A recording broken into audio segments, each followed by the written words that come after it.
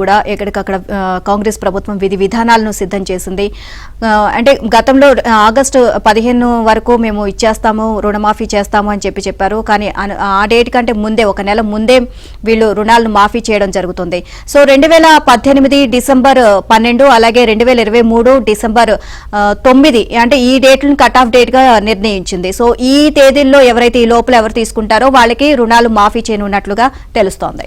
చూస్తే రైతుల పంట రుణాలను మాఫీ చేయాలని రాష్ట్ర మంత్రివర్గం నిర్ణయించింది.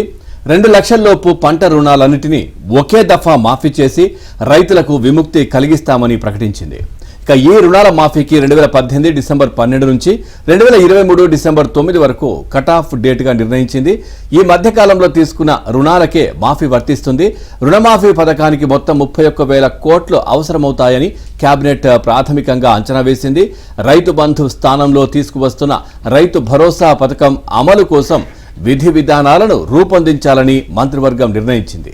గత బీఆర్ఎస్ ప్రభుత్వం అమలు చేసిన రైతు బంధు పథకం శ్రీమంతులకు, ఫామ్ హౌస్ ఓనర్లకు, జూబ్లీ హిల్స్ లో నివసించే వారికి కూడా అమలైందన్న విమర్శలున్న నేపథ్యంలో దీనిని సామాన్యులకు, నిస్సహాయులకు, అర్హులైన వారికి అందించాలని నిర్ణయించింది. ఇక విధి విధానాల రూపకల్పనకు డిప్యూటీ సీఎం మల్లు భట్టి విక్రమార్క నేతృత్వంలో మంత్రివర్గ ఉపసంఘాన్ని వేసింది. ఇక సంఘంలో మంత్రులు తుమ్మల నాగేశ్వరరావు, దుద్దిల్ల శ్రీధర్ బాబు, పొంగులేటి శ్రీనివాసరెడ్డి సభ్యులుగా ఉంటారు. జూలై 15లోగా నివేదిక ఇవ్వాలని కమిటీని మంత్రివర్గం ఆదేశించింది. నివేదికను శాసనసభ బడ్జెట్ సమావేశాల్లో చర్చకు పెట్టి సభ్యుల నుంచి అభిప్రాయాలు తీసుకోవాలని, ఆ తర్వాతే పథకాన్ని ఆచరణలో పెట్టాలని నిర్ణయించింది.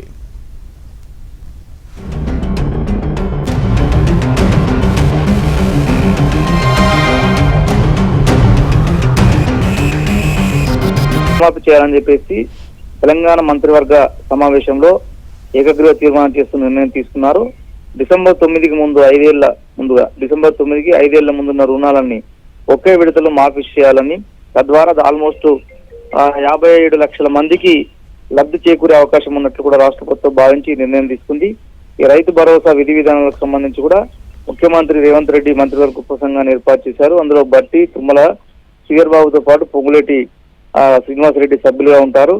ఆగస్టు 15వ తేదీలోగా పూర్తి స్థాయిలో రైతు రుణమాఫీ జరిగేలా ప్రణాళికలు సిద్ధం చేయాలని చెప్పేసి కూడా ఈ ఉపసంఘాన్ని ఆదేశించింది కేబినెట్.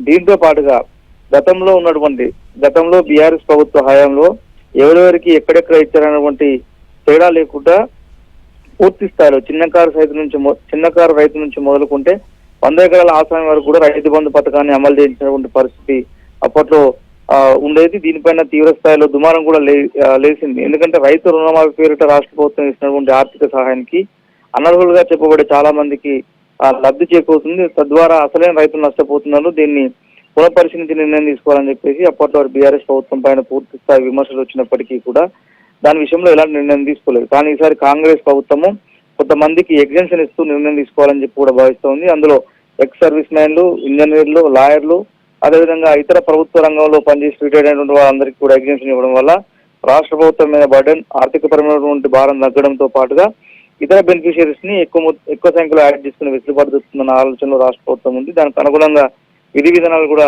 రెడీ చేయబోతుంది. మొత్తానికి నిన్న జరిగినటువంటి యొక్క కేబినెట్ భేటీలో ఒకే అంశం ప్రధాన ఎజెండాగా వెలుగుతున్నటువంటి సమావేశంలో దాదాపు 2.5 గంటల పాటు రాష్ట్ర వ్యాప్తంగా ఉన్నటువంటి రైతాంగానికి సంబంధించినటువంటి ప్రతి అంశాన్ని క్షుణ్ణంగా పరిశీలించి పరిగణలోకి తీసుకొని కాంగ్రెస్ ప్రభుత్వం ఎన్నికల మేనిఫెస్టో ఇచ్చిన ప్రకారంగా 2 లక్షల రుణమాఫీ రూపాయలను ఒకే విడతలో మాఫీ చేయాలని చెప్పేసి కూడా రాష్ట్ర ప్రభుత్వం నిర్ణయించింది. Right, thank you Rajesh.